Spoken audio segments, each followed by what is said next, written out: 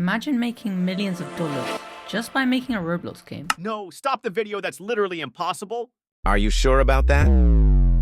You see, Preston, a prominent figure in the Roblox community, is not just a developer. He's a game changer, creating some of the most engaging and innovative games on the platform. But who is he, and how did he become the richest developer on Roblox? Let's find out. But first, we gotta go back in time to where it all started. Upon joining Roblox, Preston was your average 12-year-old, hanging out and having fun. That was the best part of Roblox, but Preston didn't just want to be a player. He wanted to be more, so he decided to start making games, in which he'd get many visits from that and boost his confidence. But first, let's talk about his games he made. Preston was obsessed with playing sword games. He would make 3, then on January the 1st, 2012, he'd release his first big game called Limited Tycoon. And in this game, you have to collect limited items which were fake, and you'd have to sell or trade them to friends.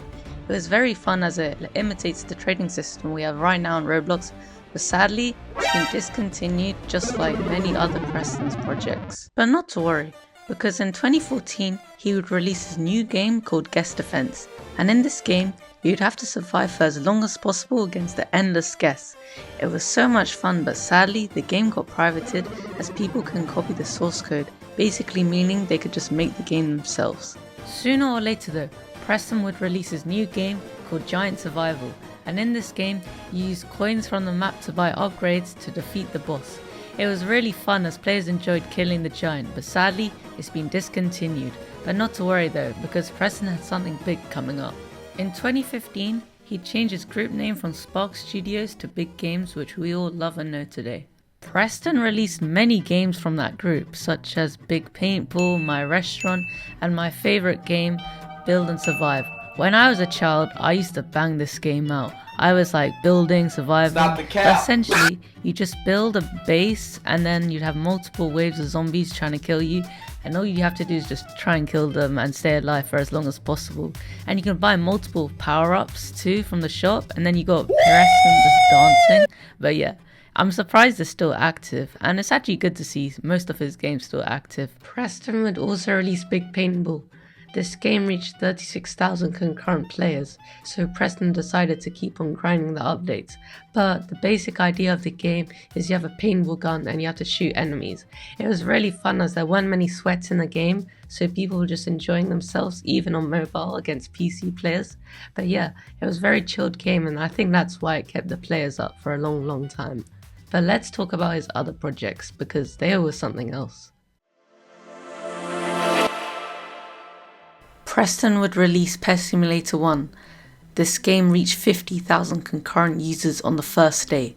Unbelievable.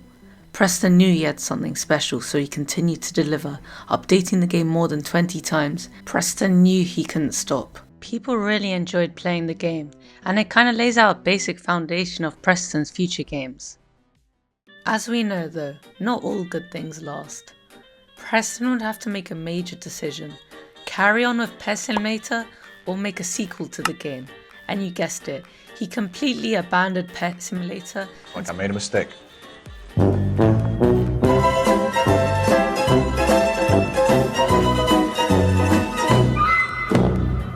You may be wondering how a sequel to the game failed. You see, Pet Simulator 2 had barely any worlds, so when players get to the last world they left, making players bored as there was nothing to grind for.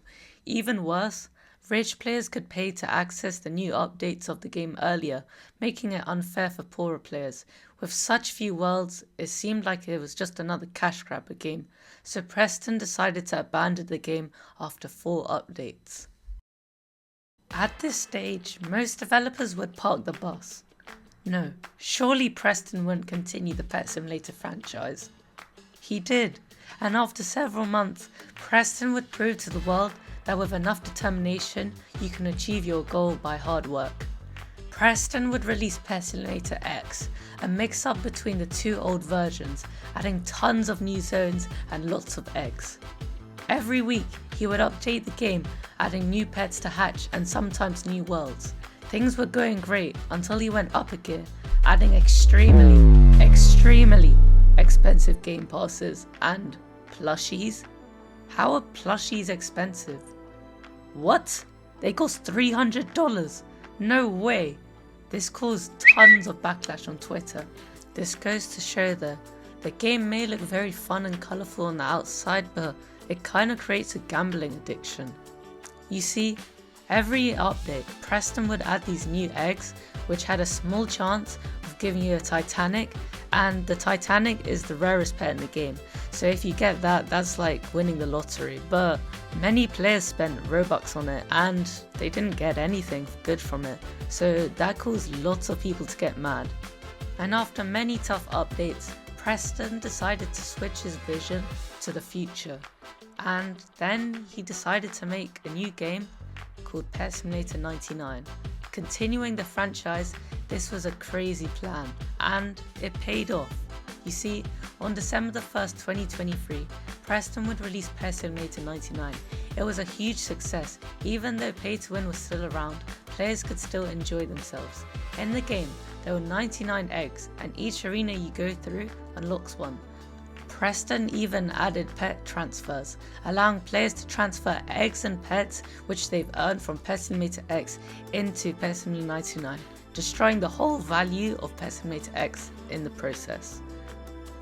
Preston had done it. He's created the biggest community on Roblox and even earning items which cost more than Elon Musk's bank account. Wait, how many fedoras does he have? What? He has the most expensive item on Roblox. What? How? How does he? And that brings us to the present day. With over 20 billion place visits, Preston has done it. He's beaten Roblox. And yes, that's it from me. I'd appreciate if you liked and subscribed and share this to all your friends, as this was so long, you don't understand. But stay tuned because I have another similar video coming out soon, so I don't want you guys to miss that because that's going to be awesome. But from me, it's goodbye.